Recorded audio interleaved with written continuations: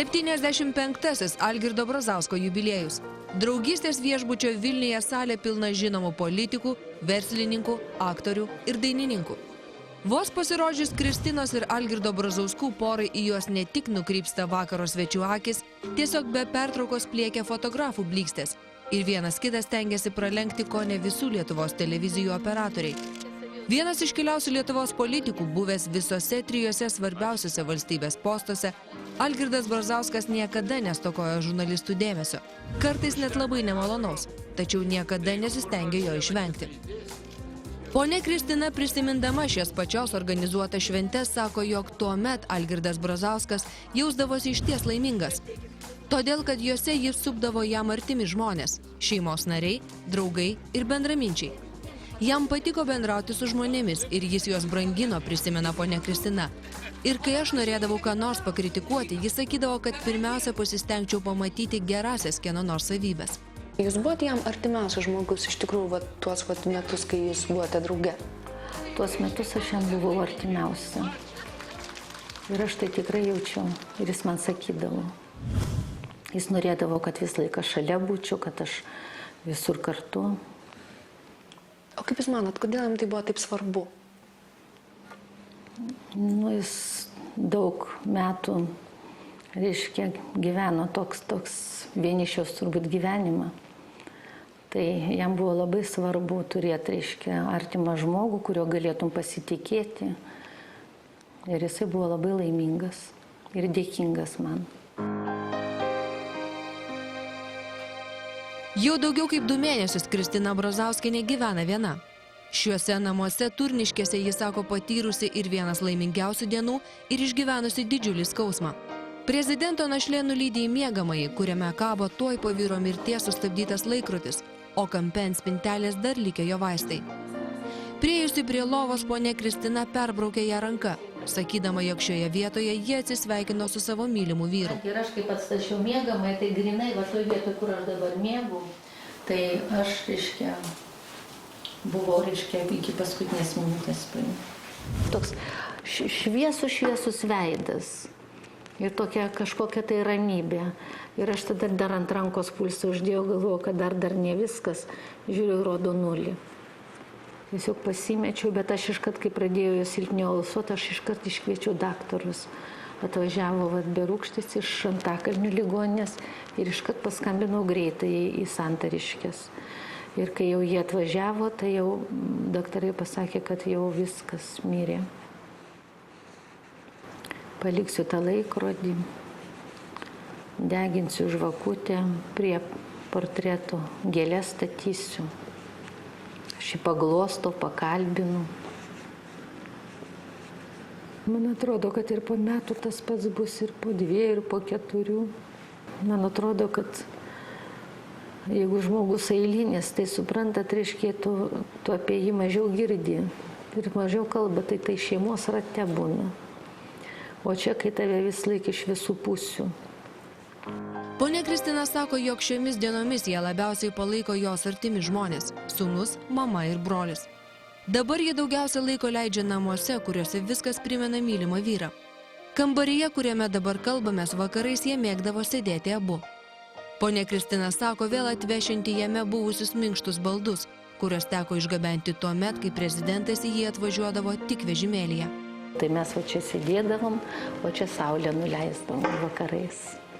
Ir kalbėdavom, daug kalbėdavom, pasakojo apie savo vaikystę, jaunystę, apie gyvenimą. Kristina Brazauskienė šypteli prisiminusi kažkada per televiziją išgirstus žinomos būrėjos Vaivos Budraitytės žodžius skirtus jų porai. Ji tuomet sakė, jog mes vienas kitam esame tiesiog Dievo dovana. Manau, tai tiesa, prisimindama pažintį su Algirdu Brazausku ir vėliau dramatiškai besivystančią meilės istoriją, sako ponia Kristina. Pirmasis jų susitikimas įvyko prieš 30 metų, kai ponia Kristina dirbo ministrų tarybos rūmose valgyklos vedėja. Ta pažintis būdavo tuomet, kai ateidavo su svečiais ir vienu žodžiu, kad reiškia per tos priėmimus visus, tai buvo vis laiko oficialioje aplinkoje. Bet reiškia, kad žavėjausi juo, Tai jau buvo, reiškia, kai matydavau per televiziją, per paradus. O kodėl jums patiko? Vat kas tokio buvo šitame žmoguje, kad jūs galvodavot, kad jis yra išskirtinis, jis toks vienintelis? Matot, galbūt buvau pagauta tos bendros psichozės, nes moteris, reiškia, su kuria be pakalbėdavai, tai būdavo įsimylėjusios ir žavėjosi jo. Bet iš tikrųjų jis buvo labai toks, kaip pasakyt, gražus, santūrus ir tvarkingas ir, reiškia, toks elegantiškas. Jis turėjo visas, reiškia, gražiausias savybės, kurias galima sudėti į vyrą.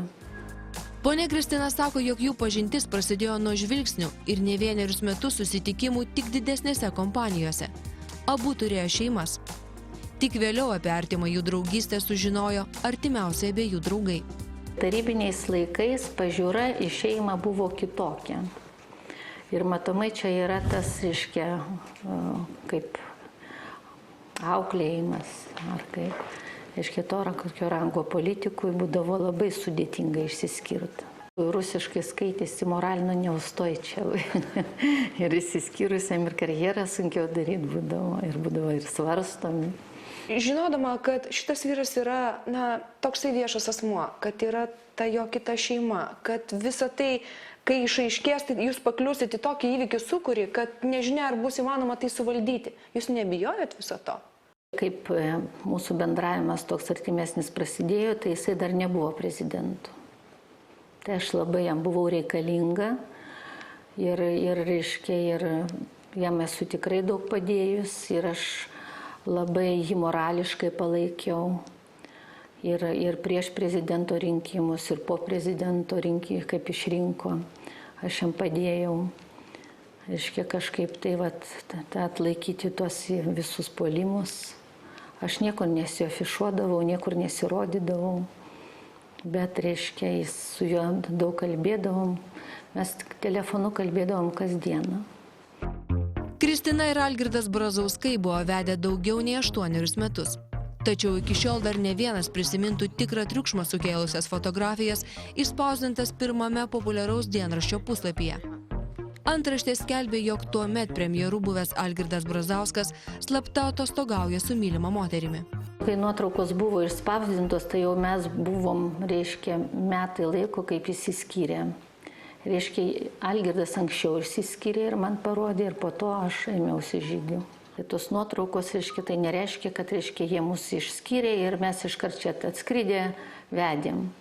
Ir mes susitokėm po skyrybų praėjus metams. Tai nebuvo taip, kad, reiškia, čia įsiskyrėm, čia iškart subėgom taip. Taip, kad aš nejaučiu nieko tokio blogo, nes meilė viską gali. Mes vienas kitą labai mylėjom iki paskutinės minutės. Per tiek metų, kiek mes pažįstami ir kiek mes atvedėm, tai galiu pakartoti, reiškia, ką ir jam sakydavau, kad ne vienos dienos nebuvo, kad mūsų jausmas būtų silpnesnis viens kitam. Tai aš jam sakydavau ir jis man tą patį atsakydavo. Ir tai labai džiugu dėl to, kad reiškia, kad didelė laimė turėti mylimą žmogų šalia. Ponia Kristina ir šiandien su šypsena prisimena, kaip Algirdas Brazauskas pasipiršo jiems būnant Paryžiuje. Ar jūs įtarėt, kad tai įvyks? Aš neįtariau ir aš jo niekad neraginau ir apie tai nekalbėdavau. Tiesiog, reiškia, aš jam patikau. Jis yra man sakęs, kad, reiškia, kad jis ieškojo žmogaus, kuris jį suprastų. Tai aš dar pajuokaudavau, sakau, tiek moterų sukasi aplinkui, bet sakė, tokios nebuvo.